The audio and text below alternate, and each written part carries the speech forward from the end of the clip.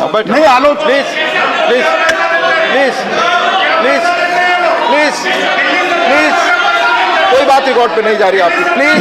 कि आप पार्टी की चुनी हुई सरकार के सौतेले मां जैसे व्यवहार के कारण ये निगम ढंग से काम नहीं कर रहे हैं। लगभग 250 से ज्यादा बड़ी हड़तालें हुई है माननीय, 250 से ज्यादा।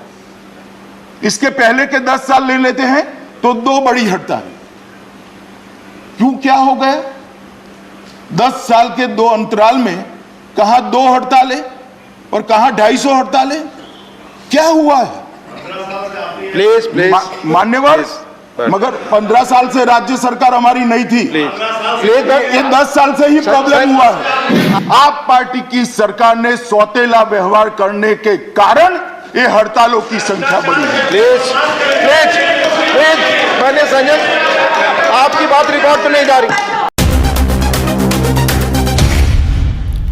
देश की सच्चाई सच छुपने नहीं देंगे। उपसभापति महोदय, सबसे पहले तो मैं आपको धन्यवाद देना चाहूँगा कि आपने मुझे चर्चा का यहाँ पर बिल पेश करने का मौका दिया है। महोदय, ये बिल जो मैं लेकर आया हूँ, ये राजधानी दिल्ली के तीनों नगर निगमों को एकीकरण के उद्देश्य से लाया गया बिल है। मान्यवर, दिल्ली का कुल क्षेत्र लगभग 1484 वर्ग किलोमीटर है। एनडीएमसी और दिल्ली कैंट को छोड़कर पूरे दिल्ली की सिविक सेवाओं की जिम्मेदारी ये 3 नगर निगमों की है। और एनडीएमसी और कैंट के इलाकों को छोड़ देते हैं तो लगभग 1484 में से 1400 वर्ग किलोमीटर, लगभग 95% क्षेत्र, इसकी जिम्मेदारी दिल्ली नगर निगम के ये 3 बांटे गए निगमों की है। लगभग 1,20,000 कर्मचारी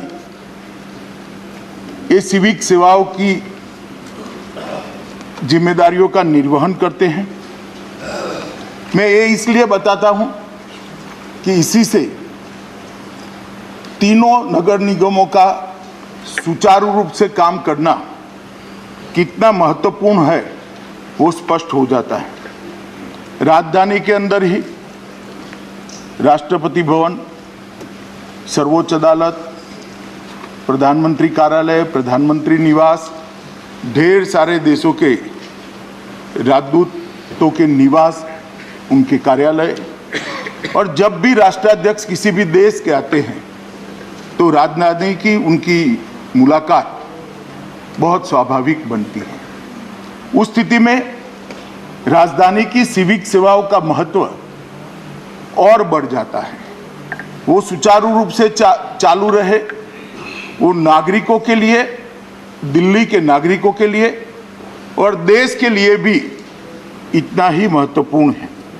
मान्यवर, इस संशोधन जो मैं लेकर आया हूं उस पर बाद में सभी सभासदों से इनके विचार सुनने के बाद मैं जवाब दूंगा। उसके पहले मैं इसका एक इतिहास बताना चाहता हूं। मान्यवर, 1883 से पंजाब डिस्ट्रिक्ट बोर्ड एक्ट के तहत ये नगर निगम काम करता था। 1957 में एक कानून के द्वारा दिल्ली का म्युनिसिपल प्रशासन एस्टैब्लिश किया गया। उसके अंदर 93, 1993 में और 2011 में इसको अमेंड किया गया और 2012 में राष्ट्रीय राजधानी क्षेत्र दिल्ली शासन द्वारा दिल्ली नगर निगम संशोधन अधिनियम लाकर दिल्ली नगर निगम को 3 निगम निकायों में बांट दिया गया।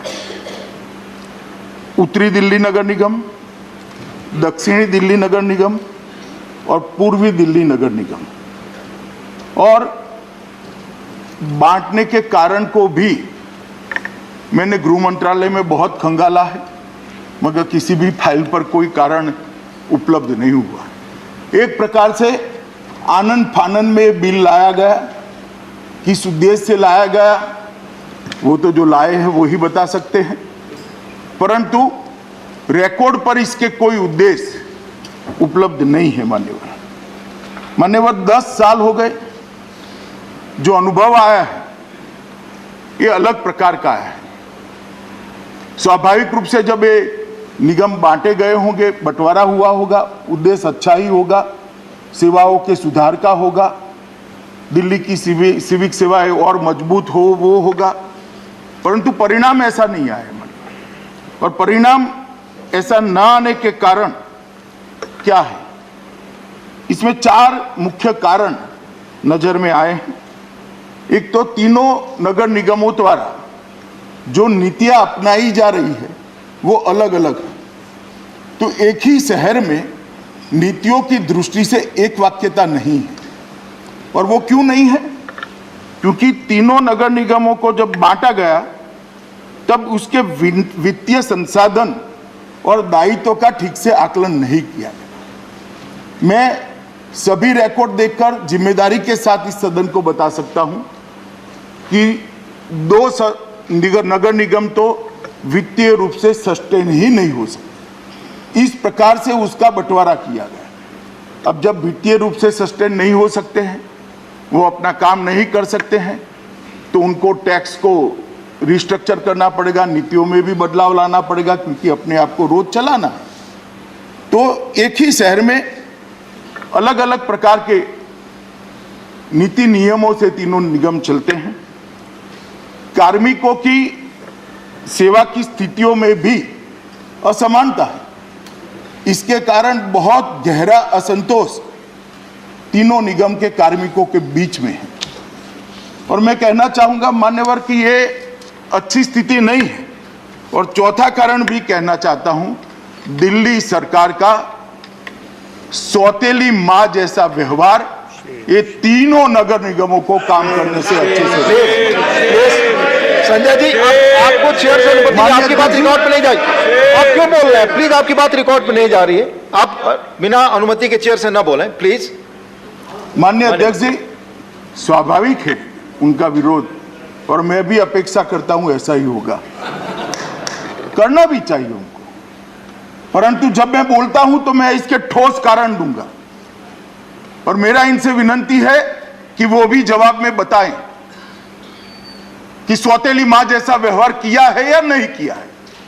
मैं आंकड़ों के साथ इस सदन के पटल पर रखूंगा, क्योंकि राजनीतिक उद्देश्य से अगर राज्य की सरकारें स्थानीय निकायों के साथ सौतेला व्यवहार करेगी तो ना पंचायती राज सफल होगा, ना अर्बन डेवलपमेंट के सारे निकाय सफल होंगे। इसको राजनीतिक दायरे से ऊपर उठकर जिसका जो अधिकार बनता है वो देना पड़ेगा। हम भी कई सारे राज्यों में सत्ता में हैं, कई सारे राज्यों में अलग विचारधारा की, अलग पार्टी की नीचे सत्ता है, कई म्युनिसिपल कॉरपोरेशन में, कई जिला पंचायत में, कई म्युनिसिपालिटी में। कहीं पर भी हमने ऐसा व्यवहार नहीं देखा है। मैं 16 साल की आयु से सार्वजनिक जीवन में, ढेर सारे आंकड़े मैंने भी स्टडी किए हैं, मगर मैं जब आंकड़े बताऊंगा, मैं चाहता हूं कि जिसको भी उस पर ऑब्जेक्शन हो मेरे स्टेटमेंट पर, वो सभी ने वास्तविकता सदन के पटल पर रखनी चाहिए। और इसके कारण लगभग 250 से ज्यादा बड़ी हड़तालें हुई है। मानिए 250 से ज्यादा। इसके पहले के 10 साल ले लेते हैं तो 2 बड़ी हड़तालें। क्यों, क्या हो गया? 10 साल के 2 अंतराल में कहां 2 हड़तालें और कहां 250 हड़तालें? क्या हुआ है? प्लीज प्लीज मान्यवर, मगर 15 साल से राज्य सरकार हमारी नहीं थी। प्लीज ये 10 साल से ही प्रॉब्लम हुआ है। आप संजय जी, आपकी बात रिकॉर्ड पे नहीं जा रही है। आप बिना अनुमति के ना बोलें, प्लीज। बीच में इस तरह से आप प्लीज कर रहे हैं कहने के लिए 15 साल में तो हम थे ही। अगले 5 साल में हड़ताल नहीं पड़ती थी। आप पार्टी की सरकार ने सौतेला व्यवहार करने के कारण ये हड़तालों की संख्या बढ़ी है। प्लीज प्लीज प्लीज, मैंने संजय, आपकी बात रिकॉर्ड पे नहीं जा रही। मान्यवर, बिना चेयर की अनुमति के न बोले प्लीज। वो हल्ले से please please please please please बैठ बैठ नहीं आलोचना, please please please please please please, कोई बात रिकॉर्ड पे नहीं जा रही आपकी। प्लीज, कोई बात रिकॉर्ड पे नहीं जा रही आपकी। प्लीज प्लीज प्लीज, माननीय मंत्री जी प्लीज। मान्यवर, आलोचना करने के लिए तो गृह होता है। आलोचना का अधिकार जिनका इतना है उतना ही मेरा है। मैं कर सकता हूं, आप जवाब भी दे सकते हैं, मगर बीच में टोका टोकी से नहीं ले सकते। प्लीज आपकी पार्टी को जो समय मिला है उसमें तथ्यों के साथ बताइएगा, मैं जरूर उसका जवाब दूंगा और मैं बाध्य हूं उसका जवाब देने के लिए। मान्यवर, मैं फिर से कहना चाहता हूं कि आप पार्टी की चुनी हुई सरकार के सौतेले मां जैसे व्यवहार के कारण ये निगम ढंग से काम नहीं कर रहे हैं। मान्यवर, ये तीनों निगमों के बीच में नीतियों के रूप में समानता लाना बहुत जरूरी है। कार्मिकों की सेवा की शर्तों के लिए भी समानता होना बहुत जरूरी है। आर्थिक संसाधन की प्राप्ति और उनके दायित्वों के बीच में भी संतुलन बनाना बहुत जरूरी है और वो तभी हो सकता है जब ये तीनों निगमों को एक कर पूर्ववत स्थिति बहाल की जाए। इसलिए मैं इसको लेकर आया हूं। बहुत सारे सदस्यों ने संशोधन भी रखे, मैंने ध्यान से पढ़े हैं। मैं इसका डिटेल जवाब भी बाद में दूंगा, मगर पहले एक बार मेरा सभी से अपील है कि पार्टी की लाइन से ऊपर उठकर सभी लोग मेरिट्स में चर्चा करें। हमारे खिलाफ भी आप जरूर बोल सकते हैं, आराम से बोलिए, कोई चिंता का विषय नहीं, और मैं हर बात का जवाब भी दूंगा, परंतु बाद में मेरा जवाब भी सुनना चाहिए। धन्यवाद।